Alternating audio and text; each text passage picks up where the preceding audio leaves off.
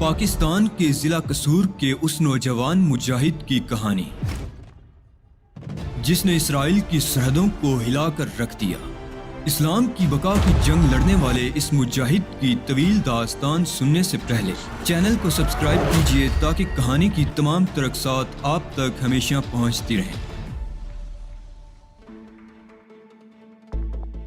میرا خیال ہے کہ لندن کے کسی نواحی علاقے میں تمہاری ایک شادی بھی کرا دی جائے اور تم مقدس پادری کی دعاؤں کے ساتھ بیروت کا سفر کرو۔ او نہیں مکلارنس، میں ضرورتاً بھی اس کے لیے تیار نہیں ہوں کیونکہ وہ یہودی ہے۔ شادی خواہ کسی بھی مذہب کے تحت ہو ایک تقدس رکھتی ہے اور میں اس تقدس کو مجروح نہیں کر سکتا۔ پھر فرضی طور پر کسی پادری سے کاغذات حاصل کرنے ہوں گے۔ خیر، اس کا انتظام بھی ہو جائے گا۔ ویسے بہترین طریقہ سوچا ہے تم نے، اب میں سب کچھ ٹھیک کر لوں گا، گونی نے مطمئن انداز میں کہا۔ تھوڑی دیر تک وہ میرے ساتھ رہا، پھر وہ رخصت ہو گیا۔ اس کے جانے کے بعد میں خوشائن خیالات میں کھو گیا۔ حالات کسی قدر موافق ہو گئے تھے اور اب امید بن گئی تھی کہ شاید میں اپنی منزل پا جاؤں۔ دوسرے دن ناشتے کی میز پر اینی نڈال سی تھی۔ یہ اس دوا کا اثر تھا جو اس کے اعصابی نظام پر اثر انداز ہوئی تھی۔ میں اس کی دل جوئی کرنے لگا۔ پتہ نہیں کیوں میرے دل پر ایک بوجھ سا ہے۔ میں تو قید رہ کر بور ہو گئی ہوں۔ خام خواہ اس طرح گھر سے باہر نکلی۔ ایک بات بار بار ذہن میں آ رہی ہے۔ کیا؟ میں نے پوچھا۔ پولیس ہیڈ کوارٹر پہنچ جاؤں اور وہاں اپنے بارے میں تفصیل بتا کر حکومت کی تحویل میں چلی جاؤں۔ مجھے یقین ہے حکومت میری مدد کرے گی اور مجھے واپس پہنچا دیا جائے گا۔ خیال برا نہیں ہے، میں تمہیں اس سے نہیں روکوں گا، یہ تمہارا حق ہے، میں نے جواباً کہا۔ تمہاری کیا رائے ہے پیڈرو؟ اینی نے پوچھا۔ میں نے کہا نا کہ میں تم سے متفق ہوں۔ تو پھر کیا خیال ہے، کب لے چلو گے؟ اینی نے کہا۔ میں تمہیں پولیس ہیڈ کوارٹر تک پہنچا دوں گا۔ ظاہر ہے اس کے بعد معاملات تمہیں خود طے کرنے ہوں گے۔ کیوں، تم میرے ساتھ نہیں ہوگے؟ میں نے پھیکی سی مسکراہٹ کے ساتھ کہا۔ کیا بات ہے پیڈرو، تم اداس کیوں ہو گئے؟ اس نے چونک کر پوچھا۔ میں اس انداز میں تمہارا ساتھ کس طرح دے سکتا ہوں اینی؟ یہاں میری آمد کے ذرائع قانونی نہیں ہیں اور پھر پولیس صرف تمہاری مدد کرے گی، میری نہیں۔ ظاہر ہے میں خود کو پولیس کی تحویل میں دینا پسند نہیں کروں گا۔ میں تمہاری وکالت کروں گی پیڈرو۔ میں انہیں بتا دوں گی کہ کس طرح تم نے میری مدد کی ہے اور تمہاری وجہ سے سوری اینی، میرے لیے یہ ممکن نہیں ہے۔ میں صرف اتنا کر سکتا ہوں کہ تمہیں تمہاری پسند کی جگہ پہنچا دوں۔ اس کے بعد میں نے اپنا جملہ ادھورا چھوڑ دیا۔ گویا تم میرے ساتھ نہیں ہوگے۔ نہیں اینی، میں نے پرزور لہجے میں کہا۔ تو پھر تکلیف سے کام کیوں لے رہے ہو؟ اگر تمہیں یہ تجویز پسند نہیں ہے تو منع کر دو۔ میں تمہاری کسی بات سے انحراف کب کر رہی ہوں؟ یہ کہتے ہوئے وہ اپنی جگہ سے اٹھ کر میرے پاس آ گئی۔ نہیں اینی ڈیئر، مجھے تمہاری پریشانی کا احساس ہے۔ تمہارے ساتھ رہ کر اب اتنی پریشان بھی نہیں ہوں، بس یوں ہی بوریت ہونے لگی تھی۔ اینی، اگر تم اپنے کسی عمل میں اپنے لیے بہتری سمجھتی ہو تو یقین کرو میں تمہاری راہ کا پتھر نہیں بنوں گا۔ ویسے میں اپنے طور پر بھی خاموش نہیں بیٹھا ہوں، مسلسل عمل کر رہا ہوں۔ تو پھر اتنے سنجیدہ کیوں ہو گئے؟ میں نے تو ایک تجویز پیش کی تھی۔ میں نے گونی سے بات کی ہے۔ میں نے اس سے کہا ہے کہ وہ ہم لوگوں کو بیروت پہنچا دے۔ میں نے اس کے لالچ کو مزید ہوا دی ہے اور کہا ہے کہ ہم بیروت پہنچ کر مسٹر پارکر سے رابطہ قائم کریں گے اور انہیں رقم کی فراہمی کے لیے مجبور کر دیں گے۔ گونی میری باتوں میں آ گیا ہے اور ہماری روانگی کی تیاریاں کر رہا ہے۔ میں نے اس کے سامنے ایک اور تجویز بھی پیش کی ہے۔ وہ کیا؟ اینی نے پوچھا۔ یہاں سے ہم ایک نئے شادی شدہ جوڑے کی حیثیت سے نکل جائیں گے جس کا مقصد ہنی مون منانے کے لیے بیروت جانا ہوگا۔ ہمارے بدلے ہوئے چہرے کسی کو شبے کا موقع ہی نہیں دیں گے۔ بڑی مبارک تجویز ہے، اس میں ذرا سی ترمیم اور کر لی جائے تو کیا حرج ہے پیڈرو؟ اینی دفعتاً مسکرا پڑی۔ اس کا موڈ ایک دم خوشگوار ہو گیا تھا۔ میں سوالیہ نگاہوں سے اسے دیکھنے لگا۔ ہم اسے حقیقت کا روپ کیوں نہ دے دیں؟ میں نے بمشکل تمام خود پر قابو پایا تھا۔ پھر میں نے پھیکی سی مسکراہٹ کے ساتھ کہا، نہیں اینی، یہ کام ان حالات میں ممکن نہیں ہے۔ کیوں؟ اس نے اداس لہجے میں پوچھا۔ اس طرح مجھ میں اور ان لوگوں میں کیا فرق رہ جائے گا جو تمہیں اغوا کر کے تمہارے باپ سے دولت حاصل کرنا چاہتے ہیں؟ یہ فرق تو میں سمجھتی ہوں، اینی نے کہا۔ ٹھیک ہے، لیکن تمہارے پاپا نہیں سمجھیں گے۔ کیا مطلب؟ اس نے چونک کر پوچھا۔ صورتحال بالآخر ان کے علم میں آ جائے گی۔ انہیں یہ بھی معلوم ہو جائے گا کہ میں تمہیں جرائم پیشہ لوگوں کی کئی گروہوں سے بچا کر لایا ہوں۔ وہ میرے شکر گزار ہوں گے اینی، لیکن جب انہیں یہ معلوم ہوگا کہ میں نے تم سے شادی کر لی ہے تو وہ سوچیں گے کہ میں نے بھی وہی سب کچھ کیا ہے جو دوسرے کرنا چاہتے تھے۔ میں نے دولت مند بننے کے لیے یہ چال چلی ہے، سمجھ رہی ہو اینی؟ لیکن کیا تم مجھ سے شادی نہیں کرو گے پیڈرو؟ وہ پریشان ہو کر بولی۔ ضرور کروں گا، مگر تمہیں تمہارے پاپا کی تحویل میں دینے کے بعد، اس وقت جب تمہارے پاپا خود مجھ سے اس موضوع پر بات کریں گے۔ میں نے گہری سانس لے کر کہا۔ اینی کچھ سوچنے لگی، پھر اس کے ہونٹوں پر مسکراہٹ پھیل گئی۔ میں سمجھ رہی ہوں، تمہارا مقصد سمجھ گئی۔ بے شک وہ ایک باوقار انداز ہوگا۔ ہاں ٹھیک ہے، میں تم سے متفق ہوں، میری سوچ غلط تھی۔ یہ تو سچ ہے کہ پاپا اس بات سے خوش نہیں ہوں گے، مگر پیڈرو، جس قدر جلد ممکن ہو یہاں سے نکل چلو۔ میری بھی یہی خواہش ہے اینی۔ ابھی تھوڑی دیر کے بعد نیلی ہماری تصویریں بنوائے گی۔ یہ تصویریں ہمارے نئے پاسپورٹ وغیرہ کے لیے ضروری ہیں، میں نے کہا، اور اینی ہنسنے لگی۔ وہ اس تصور سے بہت خوش نظر آتی تھی۔ اولیو ہاورڈ اپنے تمام ذرائع استعمال کر رہا تھا، یہاں تک کہ مجبور ہو کر اس نے اخبارات میں میری تصویریں بھی دے دی اور میری گرفتاری پر ایک بھاری رقم انعام دینے کا اعلان بھی کر دیا۔ لیکن یہ اشتہار اس نے اپنی طرف سے نہیں دیا تھا، بلکہ اس میں ایک صہیونی ادارہ ملوث تھا۔ اشتہار میں مجھے ایک جنونی قاتل اور یہودیت کا بدترین دشمن ظاہر کیا گیا تھا۔ اس کے یہ الفاظ تو میرے لیے اعزاز کی حیثیت رکھتے تھے، لیکن پھر بھی میں نے یہ اخبارات اینی سے چھپا لیے، کیونکہ وہ میری اصلی شکل بھی دیکھ چکی تھی۔ اس طرح سارا کھیل ہی بگڑ جاتا۔ بالآخر گونی نے ایک دن فون پر اطلاع دی کہ وہ مسٹر اور مسز ارماک کے لیے سیٹیں بک کرانے میں کامیاب ہو گیا ہے۔ کل دوپہر 2 بجے تم لندن چھوڑ دو گے دوست، ساری تیاریاں مکمل ہو گئی ہیں۔ ویری گڈ گونی، مگر روانگی سے قبل تم سے ملاقات۔ محترمہ کو سکون کی نیند سلا دینا۔ میں 11:30 بجے تمہارے پاس پہنچوں گا۔ اوکے، میں انتظار کروں گا، میں نے جواب دیا۔ میرے بدن میں مسرت کی لہریں دوڑ رہی تھی۔ شاید لندن کی مصیبتوں کے دن بھی ختم ہو گئے تھے۔ بڑی طوفانی زندگی گزاری تھی۔ یہ چند ماہ ہزاروں سال کی مانند محسوس ہو رہے تھے، حالانکہ زیادہ پرانی بات نہیں تھی۔ بہت مختصر وقت گزارا تھا جب میں یونیورسٹی کا ایک ہونہار طالب علم تھا اور زندگی میں حصول علم کے سوا اور کوئی خواہش نہیں تھی۔ پھر تقدیر نہ جانے کہاں کہاں لے گئی، اور اب میں ایک سفاک قاتل اور 2 ملکوں کا مجرم تھا۔ مجھے خود پر ہنسی آ گئی، لیکن پھر اندر سے ابھرنے والے ایک جذبے نے ڈارس بندھائی۔ جذبہ ہی تو روح ہے، جذبہ ہی تو زندگی ہے۔ اگر انسان کی زندگی کا کوئی مقصد نہ ہو تو پھر اس میں اور کسی بے جان پتھر میں کیا فرق رہ جاتا ہے؟ اگر تعلیم حاصل کر لیتا تو وکیل بن جاتا، جج بن جاتا، بلا شبہ ایک باعزت زندگی کے حصول میں کامیاب ہو جاتا، لیکن کوئی انفرادیت تو نہ ہوتی۔ وہی گھر بار، بیوی، بچے، ایک عام سی زندگی، لیکن اب میرے سامنے ایک مقصد تھا۔ وطن سے دربدر کر دیے جانے والے اپنے گھروں کے دروازوں کو حسرت سے تکنے والے اپنے وقار کے لیے جنگ کر رہے تھے۔ میں اس جنگ میں ان کا ساتھی بننے کا خواہش مند تھا۔ میری زندگی کا صرف ایک مقصد تھا، ان کے شانہ بشانہ غاصبوں سے جنگ کروں اور ان کی آزادی کے سورج کو اپنی آنکھوں سے طلوع ہوتے ہوئے دیکھوں، یا پھر اس مقصد کے لیے اپنی جان دے دوں۔ میں نے اپنی قوتیں، اپنی صلاحیتیں محفوظ رکھی تھی۔ یہ میرے پاس ان کی امانت تھی، اور ابھی تک میں نے اس امانت میں خیانت نہیں کی تھی، ورنہ سرزمین قصور کسی بے بس کو جنم نہیں دیتی۔ اس کے سپوت مرنے مارنے کا فن خوب جانتے ہیں۔ اینی کو میں نے ابھی تک اطلاع نہیں دی تھی، البتہ نیلی نے میری ہدایت کے مطابق اس کی کافی میں بے ہوشی کی دوا ملا دی تھی۔ چنانچہ کافی پینے کے بعد اینی اپنے گرد و پیش سے بے خبر ہو گئی، اور میں گونی کا انتظار کرنے لگا۔ ٹھیک 11:30 بجے گونی آ گیا۔ وہ اسی گرم جوشی کے ساتھ مجھ سے ملا تھا۔ پہلے وہ مجھے شہر کے حالات سناتا رہا۔ ایڈمنڈ روترے فرانس واپس چلا گیا تھا۔ لنکاسٹر کے آدمی اس کے پیچھے لگے ہوئے تھے۔ شاید لنکاسٹر بھی روترے کے تعاقب میں چلا گیا تھا، اور شہر میں امن و امان تھا۔ کربی فوسٹر شدید زخمی ہو کر ہسپتال پہنچ گیا تھا۔ اولیو ہاورڈ اپنے طور پر مسلسل کارروائیوں میں مصروف تھا۔ یہ تمام رپورٹیں دینے کے بعد گونی نے اپنا بریف کیس کھولا اور اس میں سے پاسپورٹ نکال کر میرے سامنے ڈال دیے۔ یہ تمہارا اور اینی پارکر کا پاسپورٹ ہے۔ مسز آرمارک کا نام جولیا آرمارک ہے۔ تم دونوں کی شادی 15 دن قبل سینٹ جوزف کے گرجا گھر میں ہوئی ہے۔ یہ اس کے تمام کاغذات موجود ہیں۔ بیروت میں تمہارا قیام ہلٹن ہوٹل میں ہوگا۔ ہلٹن کا روم نمبر 24 تمہارے نام بک کر دیا گیا ہے، لیکن بہتر یہ ہوگا علی کہ ہلٹن میں مقیم ہونے کے بعد تم فوری طور پر اپنی رہائش گاہ تبدیل کر لو۔ میں ان تمام حالات کو سامنے رکھنا چاہتا ہوں جو تمہاری روانگی کے بعد پیش آ سکتے ہیں۔ مسٹر پارکر کو اشارات بھیج دیے گئے ہیں، اور وہ میڈرڈ میں اس گفتگو کے لیے 27 تاریخ کو پہنچ جائیں گے۔ میں وہاں بذات خود ان سے یہ کاروباری گفتگو کروں گا۔ اس دوران ہماری ملاقات نہیں ہوگی۔ लेकिन जोसेफ पीटर और माइकल आर्थर नामी 2 अफराद जिनका कयाम रेनबो स्क्वायर के फ्लैट नंबर 12 में है, मुसलसल तुम्हारे साथ रहेंगे, बल्कि शायद एयरपोर्ट पर भी वही तुम्हें रिसीव करेंगे। उन लोगों से तुम अपनी हर जरूरत बयान कर सकते हो। वो बैरूत के मुकामी बाशिंदे हैं, उनका ताल्लुक लंदन ही से है, लेकिन तवील अरसे से वो बैरूत में कयाम पजीर हैं। मैंने उन्हें तुम्हारे बारे में मुकम्मल हिदायत दे दी हैं।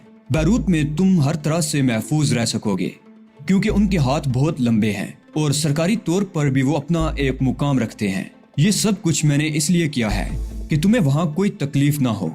ये तुम्हारे हवाई टिकट हैं। तैयारा ठीक 2:10 पर रवाना हो जाएगा। फॉरेन एक्सचेंज का बंदोबस्त कर लिया है, लेकिन बैरूत में तुम्हें वहाँ की करेंसी जिस कदर चाहोगे मिल जाएगी। ऐशो इशरत से गुजर करना, लेकिन किसी को ये शुबा न होने पाए कि तुम वो नहीं हो जो नजर आते हो। इसके अलावा अगर कोई और बात हो तो मुझे बताओ अली। नहीं, मेरा ख्याल है मजीद कुछ नहीं रह जाता, मैंने जवाब दिया। मिस्टर पार्कर से गुफ्तगू के बाद जो सूरत हाल भी हुई, मैं तुम्हें उसकी फौरी तौर पर इत्तला दूंगा। हालांकि तुम मुझे इसका हक दे चुके हो कि मैं मामले की बात खुद ही से कर लूं, लेकिन फिर भी मेरे अपने जो एहसासात हैं तुम उसकी नफी नहीं कर सकते। गोनी मुस्कुरा कर बोला। जवाबन मैं भी मुस्कुराने लगा।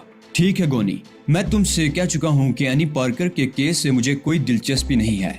तुम जिस तरह चाहो अपनी तसल्ली कर लो। खैर छोड़ो, गोनी मकलारस मुस्कुरा कर बोला। ये सब बाद की बातें हैं। कल 12:30 या 1 बजे तुम घर से निकल जाओगे। ब्राउनसन तुम्हें एयरपोर्ट ले जाएगा। मुमकिन है एयरपोर्ट पर हार्वर्ड के आदमी हों। तुम्हें सूरत हाल का ख्याल रखना है, क्योंकि हार्वर्ड जहनी तौर पर भी शैतान से कम नहीं है। गोनी मुझे हिदायत देता रहा और मैं उन्हें जहन नशीन करता रहा।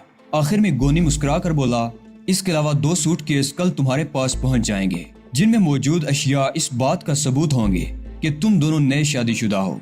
यूं भी एनी जैसी लड़की के साथ बैरूत के हसीन माहौल में तुम्हारा हनीमून बहुत शानदार रहेगा। मैं भी मुस्कुराने लगा। ये रात सोने की रात नहीं थी। कोशिश के बावजूद मुझे नींद नहीं आई। बस जहन में अजीबो गरीब ख्यालात आ रहे थे। जिंदगी का नया मोड़ आ गया था और शायद ये जिंदगी के आगाज का आखिरी मरहला था। फिर इसके बाद का तस्वुर तो दिलों की धड़कनें तेज कर देता था। सारी रात यूं ही गुजर गई। नींद ना आने की वजह से किस्मंदी जरूर तारी थी, लेकिन इसके बावजूद अज़मलाल नहीं था। सुबह को नाश्ते पर मैंने एनी को ये खबर सुनाई, हम बैरूत चल रहे हैं एनी। कब? उसका हाथ रुक गया। आज 2:10 पर फ्लाइट है, मैंने कहा, और एनी के चेहरे पर बेअंदाजा खुशी के साए रक्स करने लगे।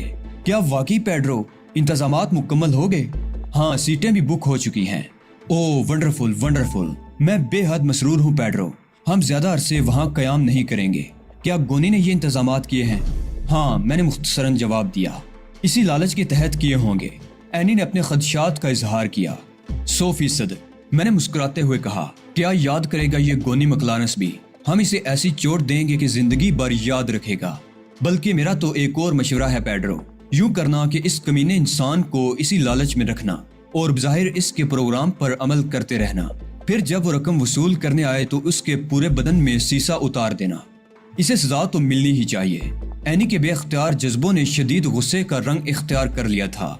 इस सिलसिले में मिस्टर पार्कर से मशवरा कर लेंगे।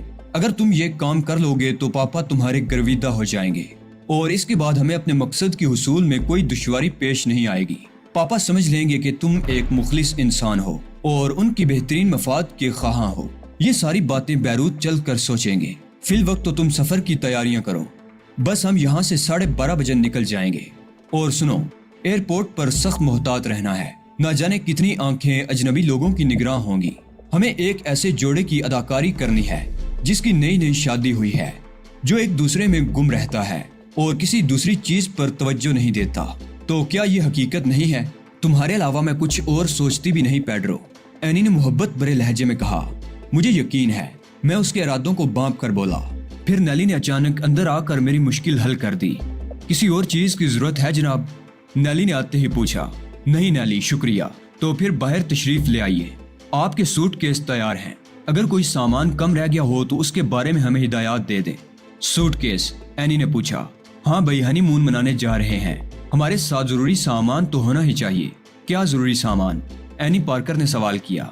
मसलन लिबास और ऐसी ही दूसरी चीजें जो किसी बैरूनी सफर में काम आ सके, मैंने जवाब दिया। ओ वाकई, जरा देखो तो क्या क्या इंतजामात हुए हैं, एनी बोली। और फिर हम नैली के साथ उस कमरे में आ गए جہاں 2 شاندار سوٹ کیس رکھے ہوئے تھے۔ میرے دوست نے کافی ذہانت کا ثبوت دیا تھا۔ رزق برق لباس اور ضروریات کی ایسی چھوٹی موٹی چیزیں اینی کے سوٹ کیس میں موجود تھیں جو کسی نئی دلہن کے استعمال کی ہوتی ہیں۔ میرے سوٹ کیس میں بھی ضرورت کی ساری اشیاء موجود تھیں۔ نیلی ہمارے پاس کھڑی ہوئی تھی۔ میں نے مسکرا کر اسے دیکھا، وہ بھی جواباً مسکرانے لگی۔ اور کچھ جناب؟ نہیں، یوں لگتا ہے جیسے میرا دوست ان معاملات سے بخوبی واقف ہے۔ اس نے جو انتظامات کیے ہیں شاید میں خود بھی نہ کر پاتا، میں نے کہا، اور نیلی ہنس پڑی۔ دوپہر کو ہم نے مختصر لنچ کیا تھا۔ براؤنسن کی آمد کی اطلاع نیلی نے دی اور ملازموں نے ہمارا سامان کار میں رکھ دیا۔ پھر ہم کار میں بیٹھ کر ایئرپورٹ کی طرف روانہ ہو گئے۔ میں اپنے اس وقت کے احساسات بیان نہیں کر سکتا۔ عجیب سی کیفیت تھی، اعصاب میں کھنچاؤ پیدا ہو رہا تھا اور ذہن پر عجیب سا بوجھ تھا۔ ایئرپورٹ تک کا راستہ خاموشی سے طے ہوا۔ ہمارا سامان کسٹم میں پہنچ گیا تو میں اینی کے ہاتھ میں ہاتھ ڈال کر امیگریشن کے دفتر میں داخل ہو گیا۔ نوجوان کسٹم آفیسر نے مسکراتی نگاہوں سے ہمیں دیکھ کر اخلاقاً مبارکباد پیش کی تھی، جس کا ہم دونوں نے خوش دلی کے ساتھ شکریہ ادا کیا تھا۔ میری نگاہیں اطراف میں بھٹک رہی تھی۔ کئی مشتبہ افراد نظر آئے جو یوں ہی آوارہ گردی کر رہے تھے۔ پولیس بھی موجود تھی اور یہ ذہین لوگ ہر آنے جانے والوں پر گہری نگاہ رکھے ہوئے تھے۔ اینی کچھ ضرورت سے زیادہ ہی اداکاری کر رہی تھی۔ مجھے اس کے طرز عمل سے وحشت محسوس ہو رہی تھی، مگر اس کی یہ اداکاری یہاں کے لوگوں کے لیے تعجب خیز نہیں تھی۔ خدا کر کے سارے معاملات سے فارغ ہوا۔ سامان جہاز میں پہنچ گیا۔ پاسپورٹ وغیرہ ہمیں واپس کر دیے گئے اور پھر مسافروں کے لیے جہاز پر جانے کا اعلان ہوا۔ میرے قدم من بر کے ہو رہے تھے۔ بس یوں لگ رہا تھا جیسے کسی طرف سے کوئی جیپ دوڑتی ہوئی آئے گی اور ہمارے گرد گھیرا ڈال دیا جائے گا، لیکن ایسی کوئی بات نہیں ہوئی۔ جہاز کی سیڑھیوں کے نزدیک کھڑی ہوئی ایئر ہوسٹس نے ہمارا خیر مقدم کیا اور پھر ہم سیڑھیاں چڑھنے لگے۔ دوسرے دروازے پر موجود ایئر ہوسٹس نے ہمیں ہماری سیٹیں دکھا دی اور پھر ہم جہاز میں بیٹھ گئے۔ اینی تو بالکل ٹھیک ٹھاک ہی تھی، لیکن میں اپنی اس وقت کی کیفیت کو بیان نہیں کر سکتا۔ بس دل چاہ رہا تھا کہ فوری طور پر سارے کام مکمل ہو جائیں اور جہاز فضا میں پرواز کر جائے۔ امریکہ سے لندن آتے ہوئے بھی میری یہی کیفیت تھی، مگر لندن میں بھی تقدیر نے میرے ساتھ اچھا سلوک نہیں کیا تھا۔ بہرصورت مجھے یقین تھا کہ اب میں اپنے پریشان کن حالات سے نکل جاؤں گا اور بیروت کی فضا مجھے راس آئے گی۔ آخر یہ معاملہ بھی طے ہو گیا۔ مسافروں سے بیلٹ کسنے کی درخواست کی گئی اور چند لمحوں بعد طیارہ فضا میں بلند ہو گیا۔ جب وہ سیدھا ہو کر آگے بڑھا تو مجھے یوں محسوس ہوا جیسے میرے ذہن سے ناقابل برداشت بوجھ اتر گیا ہو۔ میں گہری سانسیں لینے لگا۔ گونی مکلارنس نے میری پرخلوص مدد کی تھی، خاص طور سے میری شخصیت سے واقف ہونے کے باوجود بھی اس نے میری جو مدد کی تھی اسے میں بہت متاثر تھا۔ دل ہی دل میں نے فیصلہ کر لیا تھا کہ بیروت میں رہ کر کچھ دن اور صبر کروں گا، اس وقت تک جب تک مکلارنس اینی کو اپنی تحویل میں نہ لے لے اور اس کے باپ سے سودے بازی مکمل نہ کر لے۔ مجھے اینی سے کوئی ہمدردی نہیں تھی۔ میں کسی یہودی لڑکی کے ساتھ اس سے بہتر سلوک نہیں کر سکتا تھا کہ اسے ہلاک نہ کر دوں۔ یہ بہت بڑا احسان تھا اینی پر، ورنہ شہناز میری نگاہوں میں تھی۔ اس کی خلش آج بھی میرے دل میں موجود تھی۔ اینی کو بھی اسی طرح قتل کر کے مجھے کافی سکون مل سکتا تھا۔ ہر چند کہ میں شہناز کے قاتلوں کو کیفر کردار تک پہنچا چکا تھا، لیکن دل کی آگ میں ابھی کمی کہاں ہوئی تھی۔ یہ آگ تو میرے پورے وجود میں پھیلی ہوئی تھی۔ اس آگ کو سرد کرنے کے لیے تو ابھی نہ جانے کتنے خون کی ضرورت تھی۔ طیارے کے خاموش ماحول میں کئی بار میں مسافروں کو دیکھ چکا تھا۔ ویسے میری نگاہوں کا کوئی مقصد نہیں تھا۔ شروع میں نے ان مسافروں کا گہرا جائزہ لیا تھا، اس شعبے کے تحت کہ کہیں ان میں کوئی ہارورڈ کا آدمی نہ ہو یا کوئی ایسی شخصیت جو میرے لیے خطرناک ثابت ہو، مگر یہ صرف میرے دل کا چور تھا۔ گونی مکلارنس نے اپنے اختیارات کا بہترین استعمال کیا تھا، ورنہ پاسپورٹ اور دوسرے کاغذات کا حصول اتنا آسان تو نہیں ہو سکتا تھا، اور پھر باقی کام بھی اس نے تسلی بخش طور پر انجام دیے تھے۔ کہیں کوئی کمی محسوس نہیں ہوتی تھی، ہر چیز اطمینان بخش نظر آ رہی تھی۔ پھر اچانک طیارے میں کچھ ہلچل سی پیدا ہو گئی، کچھ غیر معمولی آوازیں ابھری تھی، پھر ایک نسوانی چیخ سنائی دی اور ایک ایئر ہوسٹس بے اختیار دوڑتی ہوئی پائلٹ کیبن کی طرف بڑھی۔ اسی وقت سیٹوں کے درمیان سے ایک سفید پنڈلی برآمد ہوئی اور ایئر ہوسٹس کے پیروں میں الجھ گئی۔ ایئر ہوسٹس ایک تیز چیخ کے ساتھ نیچے گری تھی۔ جس عورت نے اسے گرایا تھا وہ اپنی سیٹ سے اٹھ کر بولی، مسافروں سے التماس ہے کہ اپنی جگہ خاموش بیٹھے رہیں، کسی نے کوئی جنبش کی تو اپنی موت کا ذمہ دار خود ہوگا۔ میں نے اس لڑکی کو غور سے دیکھا، 20-22 سال سے زیادہ کی نہیں ہوگی۔ اس کے ہاتھ میں ننھا سا آٹومیٹک پستول دبا ہوا تھا۔ پھر میں نے عقبی حصے میں دیکھا، باتھ روم کے پاس ایک نوجوان سوٹ میں ملبوس کھڑا تھا۔ اس کے ایک ہاتھ میں پستول تھا اور دوسرے میں اس نے کوئی چیز سنبھال رکھی تھی جو یقیناً دستی بم تھا۔ پائلٹ کیبن میں بھی کچھ ہو رہا تھا، کیونکہ چند ہی لمحات کے بعد 2 افراد ہاتھ سر پر رکھے دہشت زدہ سے انداز میں باہر نکل آئے۔ مسافروں کے چہرے خوف سے سفید پڑ گئے تھے، عورتوں کی گٹی گٹی چیخیں ابھر رہی تھی اور لڑکی کہہ رہی تھی، آپ لوگوں کی بقا اسی میں ہے کہ خاموش بیٹھیں اور ہمارے ساتھ تعاون کریں۔